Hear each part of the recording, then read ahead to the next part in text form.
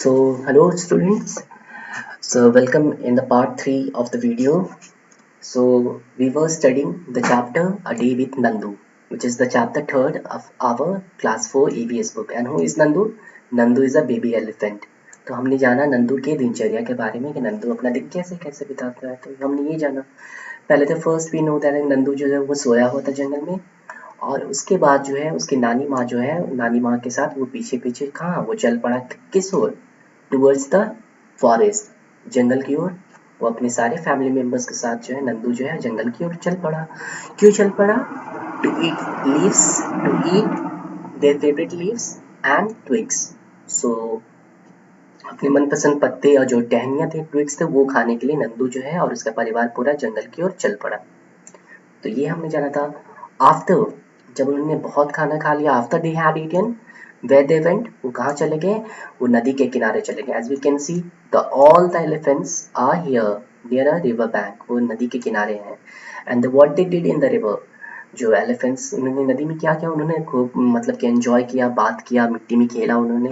और what we know हमने काफ़ी कुछ इंटरेस्टिंग फैक्ट्स के बारे में जाना था एलिफेंट्स के बारे में कि एलिफेंट्स जो हैं ज़्यादा वो आराम नहीं करते हैं, वो 2 to 4 आवर्स ही सोते हैं। और हमने ये जाना कि उनके जो बड़े बड़े कान होते हैं वो एक फैन की तरह एक पंखे की तरह काम करते हैं जो उसके बॉडी को कूल रखते हैं, ठंडा रखते हैं। तो हमने ये जाना।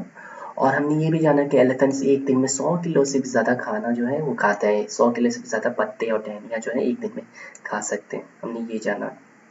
और हमने ये भी जाना कि एक एलिफेंट की जो बेबी होती है, एलिफेंट का एक बच्चा जो होता है वो 2 से 3 महीने का ही हो लेकिन उसका वेट कितना होता है? 200 किलोग्राम्स होता है। हमने ये भी जाना। और हमने जाना कि जंगल में जब उन्होंने फेवरेट लीव्स और ट्विग्स को खा लिया तो उसके बाद वो कहाँ चले?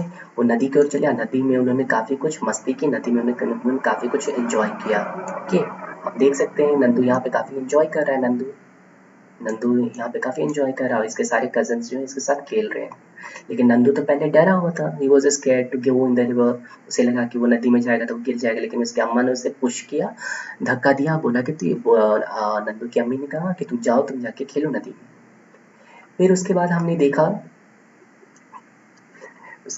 ये देखा और नंदू ने खेलना जो है शुरू कर दिया नदी में। तो चलो इसी के बाद क्या होता है चलो late us no. So let us no. Before sunset the herd started back towards the jungle. By then, Nandu was very tired. He settled himself between his mother's front legs and fell asleep as he drank her milk. So let us know what this paragraph means. तो जानते जरा कोशिश करो तो खुद से video pause करो, video रोको, try to know yourself what we mean by this whole paragraph. Okay, pause the video and try to find it on your own. Okay, fine. So I hope you have done that. तो क्या हुआ? Before sunset मतलब कि sunrise, sunrise का मतलब हुआ सूरज का उगना, sunset का मतलब सूरज का डूबना, यानी कि शाम होने से पहले, बिफोर पहले, शाम होने से पहले हर्ड जो था, हर्ड मतलब ग्रुप ऑफ एलिफेंट्स, हाथियों के समूह। हर्ड मतलब होता है ग्रुप। तो जो हाथियों का समूह था वो क्या हुआ? They started back towards the जंगल। वो जंगल की ओर वापस जाने लगे। पहले तो सुबह में था कि हाथी जो थे वो जंगल की ओर गए खाने के लिए और जंगल में खूब खाए, खूब लीव्स खाए, अपने फेवरेट लीव्स ट्विग्स खाए। और फिर उसके बाद वो जंगल से कहाँ चले गए थे? They went near the river bank. वो नदी के किनारे चले गए थे। तब शाम हो रही थी, शाम हो रही थी, सारे एलिफेंट्स का ग्रुप वापस जो है वो जंगल की ओर मूव करने लगे थे। Started back towards the jungle.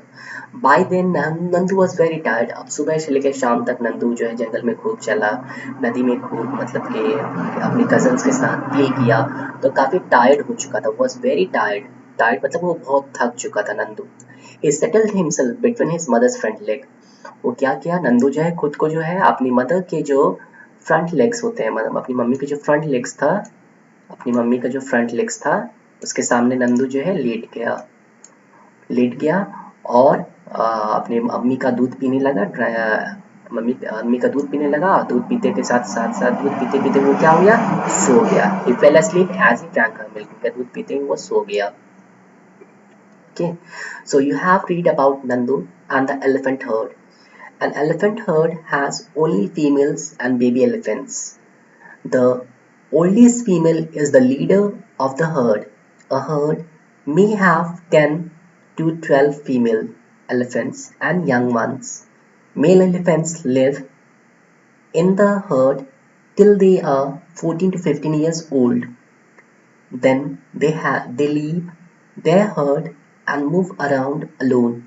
Nandu will also leave his herd and when he is that old. Let us know what is written in this yellow box. Okay, तो चलो जानते हैं. So you have read about Nandu and the elephant herd. तो हमने नंदू के बारे में जान गया. हमने पढ़ लिया, नंदू के बारे में रीड कर लिया है, नंदू के बारे में अबाउट मतलब के बारे में, नंदू और एलिफेंट हर्ड के बारे में हमने पढ़ लिया. अब एलिफेंट हर्ड, एक एलिफेंट हर्ड में एक हाथियों के समूह में कौन कौन होता है? एक हाथियों के समूह में केवल फीमेल एलिफेंट्स होती हैं. फीमेल एलिफेंट्स होती हैं और उनके बेबी एलिफेंट्स होते हैं.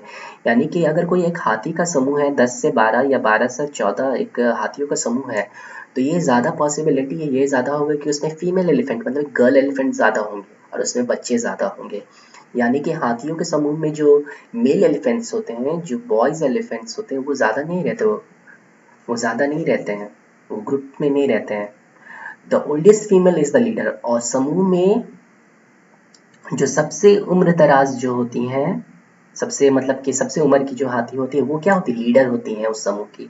जैसे कि हमारे घर में भी होता है. हमारे घर में जो सबसे बड़े होते हैं, जैसे हमारे दादाजी या दादाजी या आपके घर में पापा बड़े होंगे या मम्मी बड़े होंगे, तो वो क्या होते हैं? घर की लीडर होती है. वो घर को चलाती हैं कि कैसे कैसे काम होना है, ये आपके घर को चलाने का देखने का काम करती हैं. ये हम जानते हैं. तो वैसे ही ओल्डेस्ट फीमेल जो होती है हर्ड में, वो हर्ड के लीडर होती हैं. वो समूह की क्या होती है? वो लीड करती हैं, समूह को देखती हैं पूरे अच्छे से. हर्ड में have 10 to 12 female elephants and young ones. तो एक समूह में 10 से 12 हथनी हो सकती है. हथनी मतलब हाथी. हथनी मतलब हाथी का स्त्रीलिंग क्या हुआ? हथनी. तो 10 से 12 फीमेल एलिफेंट्स होते हो सकती है, हथिनी हो सकती है और उनके बच्चे हो सकते हैं. और जो मेल एलिफेंट्स होते हैं, जो हाथी होते हैं, वो समूह में कब तक रहते हैं? 14 से 15 साल तक रहते हैं. ठीक है, 14 से 15 साल की उम्र तक वो समूह में रहते हैं. यानी कि 14 से 15 साल के बाद वो समूह में नहीं रहते हैं, वो फिर समूह को छोड़ देते हैं, फिर अकेले रहने लगते हैं. Then they leave the herd and move around alone. और जब वो बड़े हो जाते हैं, 14 से 15 साल की उम्र से ज़्यादा बड़े हो जाते हैं, तो वो ग्रुप को क्या करते हैं? दे लीव दे हर्ड. लीव मतलब छोड़ देना. वो अपने समूह को छोड़ देते हैं और मूव अराउंड अलोन. अलोन मतलब अकेले अकेले वो चलना शुरू कर देते हैं. तो यानी कि नंदू अभी बेबी है, तो नंदू भी एक दिन क्या होगा, जब वो 14 से 15 साल का हो जाएगा, वो भी अपने ग्रुप को छोड़ देगा और वो अकेले चल पड़ेगा. नंदू यहाँ पे हाथी है, मेल एलिफेंट है, हथिनी नहीं है. ओके, हाथी हथिनी हमने पढ़ा होगा हिंदी में, संस्कृत हिंदी में पढ़ा होगा. हाथी का स्त्रीलिंग क्या होता है? हथिनी. तो नेक्स्ट देखते हैं. Like elephants some other animals also live together in groups. These animal groups are called herds. Animals in herds usually move around together searching for food. अब देखो, एलिफेंट्स जो है वो ग्रुप में थे. यहाँ पे नंदू भी ग्रुप में रह रहा था, लेकिन क्या एलिफेंट्स ही केवल ग्रुप में रहते हैं? नहीं, बहुत सारे एनिमल्स जो है ग्रुप में रहते हैं. जैसे कि आपके विद्यालय में, केंद्र विद्यालय मशरक में देखा होगा आपने, 20 मधुमक्खी का छत्ता आपने देखा है. वहाँ पे कितनी सारी मधुमक्खियाँ ग्रुप में रहती हैं. चींटी एंड वो भी ग्रुप में रहते हैं. लायन शेर वो भी ग्रुप में रहते हैं. बहुत सारे बर्ड्स वो भी ग्रुप में रहते हैं. हिरन डियर वो भी ग्रुप्स में रहते हैं. तो बहुत सारे एनिमल्स ग्रुप्स में रहते हैं. और इन एनिमल्स ग्रुप्स को हम क्या कहते हैं? हर्ड्स कहते हैं. We call this herds. अब जैसे बहुत सारे एनिमल्स के ग्रुप होते हैं, उनको हर्ड्स कहते हैं. एनिमल्स के ग्रुप को हर्ड्स कहते हैं. तो एलिफेंट के ग्रुप्स को क्या कहेंगे हम लोग? Heard of elephants. इसी तरह से फिश मछली के ग्रुप को क्या कहेंगे? अगर मछली भी बहुत सारे समूह में रहती है, तो मछली के ग्रुप्स को क्या कह सकते हैं हम लोग? मछली भी बहुत सारे समूह में रहते हैं, मछली के ग्रुप्स को कहते हैं हम लोग शोल कहते हैं. शोल कहते हैं मछली के ग्रुप्स को, हम लोग शोल कहते हैं. ओके, मछली के ग्रुप्स को हम लोग शोल कहते हैं. उसी तरह से पोलर बेयर के बारे में पढ़ा होगा. ध्रुवीय भालू, जो व्हाइट कलर का एक बेयर होता है, भालू होता है, उसके ग्रुप्स को क्या कहते हैं? उसके ग्रुप्स को हम लोग सेलिब्रेशन कहते हैं. सेलिब्रेशन कहते हैं. ओके, तो पोलर बेयर के ग्रुप्स को हम सेलिब्रेशन कहते हैं. इसी तरह से बहुत सारे एनिमल्स के ग्रुप्स को जो है अलग अलग नामों से पढ़ाया जाता है. जैसे आपने नाउन में पढ़ा होगा, कलेक्टिव नाउन में पढ़ा होगा कि groups of fishes is known as, groups of lions is known as, groups of various animals is known as. तो हमने बहुत सारे ग्रुप्स के बारे में पढ़ा भी होगा कि डिफरेंट एनिमल्स के ग्रुप्स को हम लोग क्या कहते हैं. तो यहाँ पे एलिफेंट्स के ग्रुप को हम लोग कहते हैं हर्ड्स. फिशेस के ग्रुप्स को कहते हैं शोल. पोलर बेयर के ग्रुप को कहते हैं सेलिब्रेशन। तो इसी तरह से बहुत सारे एनिमल्स के ग्रुप को हम लोग अलग अलग नामों से ही जानते हैं हम लोग। तो केवल एलिफेंट्स ग्रुप में नहीं रहते, बहुत सारे एनिमल्स ग्रुप में रहते हैं। बीज के ग्रुप को हम लोग स्वैम कहते हैं, SWARM, स्वैम ऑफ बीज। एंट्स के ग्रुप को भी कहते हैं, एंट्स की ग्रुप में रहती है, समूह में रहती है। बहुत सारे एनिमल्स ग्रुप में रहते हैं। तो ग्रुप में क्या क्यों रहते हैं और ग्रुप में रहते हैं, वो भटकते रहते हैं क्या क्या के लिए, for food, searching for food, खाने के लिए वो भटकते रहते हैं। ओके, अब देखो कुछ क्वेश्चंस हैं that you have to solve. Let us know, if you were Nandu and you lived in a herd, what kind of things would you do. मान लो कुछ पल के लिए कि तुम ही नंदू हो और तुम जो है समूह में, एक ग्रुप में रहते हो। हर्ड, हर्ड मतलब एक ग्रुप में तुम रहते हो। तो what kind of things would you do, तो तुम किस तरह का काम करोगे अगर तुम ग्रुप में रहते हो। जैसे क्लास में ही तुम ग्रुप में रहते हो ना, क्लास 4 का ग्रुप है, क्लास 4 का ग्रुप है, आप ग्रुप में रहते हो। तो आप ग्रुप में क्या क्या करते हो क्लास में, तो आपको यहाँ पे लिखना है। जैसे शिवाजी ग्रुप में हो तुम लोग, कोई अशोका में है, कोई दूसरे दूसरे ग्रुप में, तो ग्रुप में रहते हैं आप लोग, कोई ना कोई काम करते हैं। तो आपको इंग्लिश में यहाँ पे लिखना है इसको। तो okay, in the elephant herd, the oldest female elephant decides everything. Who takes decision in your family?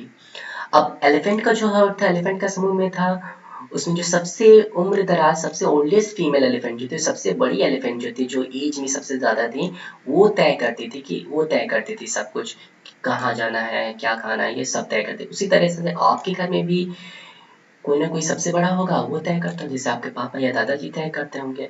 तो आपको लिखना है यहाँ पे कि आपके घर में कौन जो है फैसला करता है, कौन जो है डिसीजन लेता है कि ये काम होना चाहिए, कौन कौन करेगा। फादर लेते हैं तो लिखना है in my family my father takes. अगर मदर लेती है तो लिखना है माई मदर टेक्स। अगर ग्रैंड फादर लेते हैं, आपके दादाजी लेते हैं, लिखना है my grandfather takes my family decisions. Okay, okay, now this one, make a collage of a herd of elephants in a notebook. For this, collect as many pictures of elephants that you can. Cut out the elephants and stick them in the notebook. तो आपको क्या करना है, एक collage बनाना है। Collage पहले होता क्या है, लेट अस नो। कोलाज होता है कि मान लो कि एक पेपर है तुम्हारे पास, you have a paper, okay. अब इस पेपर में क्या कर रहे हैं, इस पेज में क्या कर रहे हैं हम लोग, एलिफेंट्स का अलग अलग पिक्चर जो है कहीं से कट कर रहे हैं, न्यूज़पेपर से, कहीं बुक से कट कर रहे हैं, इसको क्या करें, इसमें पेस्ट कर रहे हैं, इस पेपर पे हम चिपका रहे हैं। तो इसी को कहते हैं कोलाज करना, इसको कहते हैं कोलाज बनाना। ओके, तो यहाँ पे आपको को एक कॉपी में जो है, ईवीएस की कॉपी में कोलाज बनाना है। आपको जमा करना है, कलेक्ट जमा करना है बहुत सारे पिक्चर्स एलिफेंट्स के, और उसको क्या करना है, स्टिक चिपका देना आपको कॉपी में इस तरह से। ओके, तो इसको कहते हैं कोलाज करना। अगर एलिफेंट्स का पिक्स मिलता है, पिक्चर्स मिलता है तब करना, अगर नहीं मिलेगा तो कोई दिक्कत नहीं है। ओके, सो ये तीनों जो क्वेश्चन है ये आपको ये ईवीएस की कॉपी में करना है। Okay, you have to do this in your EVS copy. Okay, now move further. Nandu did things that he liked to do. If you could spend a whole day with your friends, what all would you do? मान लो कि नंदू जो है बहुत, जो उसको पसंद करता था वो करता था। लाइक मतलब जो पसंद था वो किए जाता था। अगर तुमको भी एक दिन जो है तुमको पूरा दे दिया जाए, स्पेंड बिताने के लिए पूरा एक दिन तुमको दे जाए, होल मतलब पूरा पूरा दिन बिताने के लिए दे दिया जाए, किसके साथ, अपने दोस्तों के साथ पूरा दिन तुमको बिताने के लिए दिया जाए, तो तुम क्या क्या करोगे, what will you do. Do मतलब करना, तुम क्या क्या करोगे अगर तुमको पूरा एक दिन, तुमको स्पेंड एक दिन पूरा दिन दे दिया जाए अपने दोस्तों के साथ बिताने के लिए, तो आपको लिखना है यहाँ पे इंग्लिश में क्या क्या करोगे, you have to write in English. Okay, find out and write which other animals live in herds. अब क्या करना है तुमको, फाइंड आउट, पता करना, फाइंड आउट मतलब पता करना है, और लिखना है कि और कौन कौन से एनिमल्स हर्ड्स में रहते हैं, और कौन कौन से एनिमल्स जो ग्रुप्स में रहते हैं। जैसे कि मैंने पहले ही बता दिया, बहुत सारे एनिमल्स ग्रुप्स में रहते हैं। एंट रहती है, फिश रहती है, बीस रहती हैं, लाइन्स रहते हैं। ओके, बहुत सारे एनिमल्स रहते हैं जो आपको यहाँ पे लिखना है। Next, do you also live in a group, do you like to live together like that. What do you think are the good and the bad points of living in a group? Write them. अब देखो, पूछ रहा है do you live in a group, क्या तुम भी एक group में रहते हो, समूह में रहते हो। हाँ, तुम फैमिली में रहते हो ना। फैमिली मतलब क्या होता है, फैमिली में 3 5 6 लोग रहते हैं, 7 8 लोग भी रहते हैं, तो आप ग्रुप में ही रहते हो। तो क्या तुम्हें डू यू लाइक, बस लाइक मतलब पसंद करना। ओके, तो क्या तुमको ग्रुप में रहना पसंद है, क्या तुम्हें ग्रुप में रहना पसंद है। Okay, what do you think are the good and the bad points of living in a group. तो ग्रुप में रहने से, बहुत लोगों के साथ रहने से क्या क्या फायदा है, ये तुमको लिखना है। क्या फायदा है, क्या क्या है, मतलब ग्रुप में अगर रहते हैं, बहुत सारे लोगों के साथ रहते हैं, तो जितना भी गुड पॉइंट्स हैं, जितनी भी अच्छी अच्छी बातें, ग्रुप में रहने से क्या होता है, we get help from others, अगर ये होता है, अगर मान लो ग्रुप में नहीं रहोगे, अकेले रहोगे तो क्या होगा, बहुत दिक्कत हो जाएगी, कोई मुसीबत रहेगी तो कोई मदद करने के लिए नहीं आएगा। तो जो भी गुड पॉइंट्स होती हैं, जो भी अच्छी अच्छी बातें हैं ग्रुप में रहने से, वो आपको सोचना है और इंग्लिश में लिखना है आपको यहाँ पे। ओके। और बैड पॉइंट्स क्या क्या होता है ग्रुप में मतलब रहने से क्या क्या नुकसान होता है, ये आपको लिखना है। जैसे ग्रुप में रहने से ये होता है, ये नुकसान होता है कि जैसे आप ग्रुप में रहेंगे तो मान लिया कि कोई बाहर से कुछ स्पेशल फूड आता है तो आपको बांटना पड़ेगा। आप अकेले रहेंगे तो क्या होगा, आप पूरा अकेले खा सकते हो। ग्रुप में रहोगे तो तुम मान लो तुम पढ़ाई कर रहे हो, तुम्हारे घर में बहुत सारे लोग आ गए हैं, तो क्या होगा, तुम्हारी डिस्टर्बेंस होगा, पढ़ने के लिए थोड़ा एकांत जगह चाहिए। ठीक है। तो ये ज़्यादा बेटर होता है अकेले में रह के पढ़ना। और भी बहुत सारे ये आपको थिंक करना है, सोचना है, कम से कम कोशिश करना 5-6 पॉइंट लिखने के लिए। ठीक है। You should try to write at least 5 or 6 points. Okay, now, have you ever taken a ride on an elephant? How did it feel? आपसे ये पूछा जा रहा है कि राइड, क्या आपने कभी हाथी की सवारी की है? अगर आपने की है तो लिखना यस। और how did it feel, feel मतलब महसूस करना, फील मतलब महसूस करना, कैसा महसूस होता था जब आप हाथी की सवारी करते थे, तो वो आपको लिखना है इंग्लिश में। अगर आपने नहीं किया है हाथी की सवारी, then you should write no, I haven't taken a ride on an elephant. Okay. Which animals have you sat on? Write their names. Sat मतलब बैठा, which मतलब कौन सा, कौन से जानवर पे तुम बैठे हो, कौन से जानवर पे तुम बैठे हो, उनके नाम से तुमको यहाँ पे लिखना है। अगर तुमने घोड़े पे बैठा है तो लिखो हॉर्स, गाय पे बैठा है तो लिखो काउ, बफेलो पे तुमने बैठा है तो लिखो बफेलो, अगर नहीं बैठा है तो लिखो I haven't sat on any animals. Okay. You must have seen many animals around you in books, in movies. Some may be alone, some in groups. Find out more about any one of these animals and write about it. तो आपने अपने books में बहुत सारे animals को देखा होगा, आपने बुक्स में देखा होगा, आपने फिल्म्स में भी बहुत सारे जानवरों को देखा होगा। अगर आप डिस्कवरी चैनल देखते हैं, एनिमल प्लैनेट देखते हैं, नेशनल ज्योग्राफिक चैनल देखते हो, तो बहुत सारे एनिमल्स को तुमने देखा होगा। बहुत सारे एनिमल्स अकेले भी रहते हैं, अलोन मतलब अकेले भी रहते हैं। और बहुत सारे एनिमल्स सम इन ग्रुप्स, कुछ सम मतलब कुछ सम मतलब कुछ, सम जो है कुछ एनिमल्स ग्रुप्स में भी रहते हैं। तो तुमको क्या करना है, किसी एक एनिमल के बारे में तुमको पता करना है। ठीक है। और उसके बारे में तुमको यहाँ पे जो है लिखना है, आपको यहाँ पे जो है आपको जो है लिखना है उस एनिमल्स के बारे में इंग्लिश में। तो इसके लिए आप क्या कर सर्च कर सकते हो, आप गूगल पे सर्च करना किसी एनिमल के बारे में, तुमको यहाँ पे लिखना है। आप देख सकते हैं यहाँ पे क्या है, एक पिक्चर में देखो एलिफेंट राइड कर रहे हैं, एलिफेंट राइड कर रहे हैं। ओके। एलिफेंट के ऊपर ये बैठे हुए हैं, सवारी कर रहे हैं। So these are the questions. So ये क्वेश्चन, सारे जो क्वेश्चन है ये आपको क्या करने हैं, कॉपी में करनी है आपको, ये सारे क्वेश्चन कॉपी में करनी है, ईवीएस कॉपी में। So now move, think and right. Why do you think the एग्रेट is sitting on the buffalo? ये देखो एक बगुला है, बगुला को इंग्लिश में क्या कहते हैं, एग्रेट, EGRET, एग्रेट। ये बफेलो के पीठ पे बैठा हुआ है, तुमको क्या लगता है क्यों बैठा हुआ है? देखो ये इसीलिए बैठा है कि बफेलो के स्किन पे जो है बहुत सारे मतलब कि कीड़े मकोड़े रहते हैं, बहुत सारे पैरासाइट्स रहते हैं। बफेलो के स्किन पे बहुत सारे कीड़े चलते रहते हैं, जू चलते रहते हैं, और उन्हीं जू को क्या करता है ये बफेलो के, ये एग्रेट, ये बगुला क्या करता है, सारे जूस को, सारे कीड़े को, वो सारे जो इसके स्किन पे चलते रहते हैं उनको क्या करता है, उनको खाता है। तो इससे क्या होता है, बफेलो को भी फायदा होता है कि बफेलो का जो स्किन जो है वो साफ भी रहता है, प्लस बगुला को क्या होता है, फूड भी मिलते रहता है। तो इससे दोनों एनिमल्स को फायदा है, बफेलो को भी फायदा है और बगुला को भी फायदा है, भैंस को भी फायदा है, बगुला को भी फायदा है। तो इस तरह का एनिमल्स के बीच में हमेशा एक इंटरडिपेंडेंस देखा जाता है। जैसे हमारे अंदर ही, हमारे पेट के अंदर बहुत सारे जीवाणु हैं, छोटे छोटे कीटाणु हैं जो हमारे पेट के अंदर रहते हैं, और वो कीटाणु क्या करते हैं, हमारे खाने को पचाने में मदद करते हैं। वो हमारा नुकसान नहीं करते, वो हमारे खाने को पचाने में मदद करते हैं। अब प्लस वो जो कीटाणु जो हमारे पेट के अंदर रह रहे हैं, उस कीटाणु को भी घर मिल रहा है और उनको भी भोजन मिल रहा है। तो कीटाणु को भी फायदा है और हमें भी फायदा है। ठीक इसी तरीके से यहाँ पे बगुला को भी फायदा है और भैंस को भी फायदा है। भैंस का एक तरह से स्किन जो है साफ हो रहा है, उसका सारा स्किन पे जो जो जू है, जो जो कीड़ा है, सब बगुला खा जा रहा है, बगुला को खाना भी मिल रहा है और भैंस को भी फायदा हो रहा है। तो इस तरह के रिलेशन को हम लोग साइंस में आगे की क्लासेस में पढ़ेंगे। इस तरह के रिलेशंस को हम लोग कहते हैं सिम्बियोसिस, कहते हैं SYMBIOSIS। इस तरह के रिलेशंस को हम लोग सिम्बियोसिस कहते हैं। इस तरह के रिलेशंस को हम लोग सिम्बियोसिस कहते हैं। सिम्बियोसिस के बारे में और पढ़ोगे कि एक एनिमल और एक प्लांट, या एक एनिमल या दो प्लांट या दो एनिमल आपस में एक दूसरे के ऊपर जो है रहते हैं और जीते हैं एक दूसरे की मदद से। हमारे अंदर भी सिम्बियोसिस है, हमारे अंदर भी बहुत सारे कीटाणु है, जीवाणु, बैक्टीरिया जो हमारे पेट के अंदर रहते हैं, वो हमारे खाने को पचाने में मदद करते हैं। प्लस जो बैक्टीरिया हमारे शरीर के अंदर रह रहा है उसको भी घर मिल रहा है, उसको भी भोजन मिल रहा है, और हमें भी फायदा हो रहा है, उसको भी फायदा हो रहा है। तो इस तरह के जो जानवर जो हैं और पौधे जो एक दूसरे पर निर्भर रहते हैं, इस तरह के रिलेशन को हम लोग सिम्बियोसिस कहते हैं। इसके बारे में तुम पढ़ोगे आगे की क्लासेस में, क्लास 9th में, क्लास 10th में साइंस में पढ़ोगे। अगर आप बहुत इंटरेस्टेड हो जानने के लिए सिम्बियोसिस के बारे में, then you should गूगल में टाइप करना about symbiosis. Okay, you will know all about symbiosis. Okay, now move. Have you seen any animal riding on other animal? Write its name. तो क्या कभी तुमने देखा है किसी जानवर को किसी दूसरे जानवर के ऊपर सवारी करते हुए? उसका नाम लिखो। जैसे कि हम ही देख सकते हैं यहाँ पे बगुला जो है, एग्रेट जो है, किस भैंस पे बैठा हुआ है, भैंस चल भी रहा है और बगुला को भी सवारी दे रहा है नहीं? तो ये हम देखें हम लोग, the animal which is riding, the animal कौन सा राइड कर रहा है? एनिमल है विच इज राइडिंग, जो चल रहा है।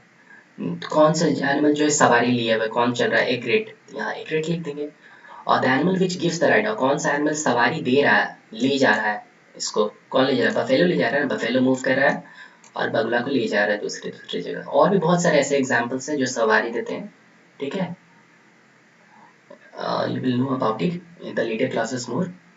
अब देखो, which animals do we use for riding, अब कौन से एनिमल्स को हम लोग जो इस्तेमाल करते हैं राइडिंग के लिए, मतलब कि एक जगह से दूसरी जगह जाने के लिए हम किस एनिमल का यूज करते हैं? विच मतलब कौन सा, यूज मतलब इस्तेमाल भी मतलब हम लोग तो बफेलो का यूज करते हैं, हॉर्स का यूज करते हैं, ऑक्स का यूज करते हैं, काउ का भी यूज करते हैं, पोलर बेयर्स का भी, जैसे रेंडियर एक हिरन होती है उसका भी यूज करते हैं हम लोग एक जगह से दूसरी जगह जाने के लिए। पुराने समय में लोग इस्तेमाल करते थे, लेकिन अब तो हमारे पास मोटर कार्स आ गई हैं, कार आ गई हैं बहुत सारे, तो हम लोग यूज़ नहीं करते। लेकिन पुराने समय में जब गाड़ियाँ नहीं थी तो हम लोग एनिमल्स का यूज़ करते थे राइड करने के लिए। अभी भी गाँव में हम देखते हैं बैलगाड़ी चलती है, टमटम चलता है। ओके, तो कुछ भी लिख सकते हैं, horse, cow, ox, we can ride donkey even.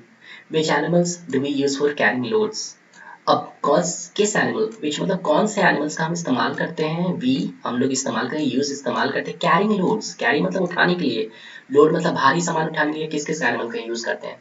भारी सामान उठाने के लिए हम लोग एलिफेंट्स का भी यूज करते हैं, लेकिन मैंने बताया कि एलिफेंट्स को भारी सामान उठाने के लिए उनका शरीर जो है नहीं बना हुआ है। ओके, एलिफेंट्स का भले उसका जो ट्रंक जो है, उसका सूंड जो है भले उठा सकता है, उसका ट्रंक, ये ट्रंक जो है उसका सूंड उठा सकता है, लेकिन उसके पीठ पे ज्यादा भारी सामान नहीं लादा जा सकता, वो उसको सपोर्ट उतना नहीं कर सकता। ओके, और भी बहुत सारे एनिमल्स हैं जो लोड्स उठाने के लिए इस्तेमाल किए, जैसे डोंकी का इस्तेमाल किया जाता है, बैलगाड़ी, ऑक्स, बैल का इस्तेमाल किया जाता है लोड्स उठाने के लिए, कैमल का भी थोड़ा इस्तेमाल किया जाता है, एलिफेंट्स का भी इस्तेमाल किया जाता है। तो ये सारे एक्सरसाइजेज जो है आपको जो है कॉपी में करने हैं आपको। ओके, तो you have to do this, you have to do all these questions. And another thing, you should draw this picture in your EVS copy. Okay, so we will meet in the next video. Okay, so till now, bye.